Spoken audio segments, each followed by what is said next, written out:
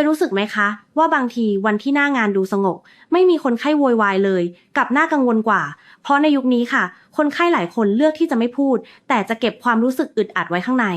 แล้วก็หายไปเงียบๆพร้อมกับรีวิวในโลกออนไลน์ความเงียบแบบนี้แหละค่ะที่น่ากลัวเพราะมันคือจุดระเบิดของลูกค้าที่กำลังจะเกิดขึ้นเราไม่มีทางรู้เลยว่า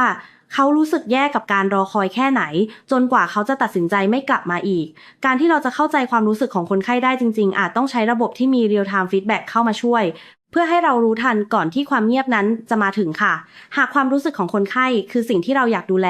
ลองมาฟังเรื่องราวดีๆในช่องของเราต่อนะคะ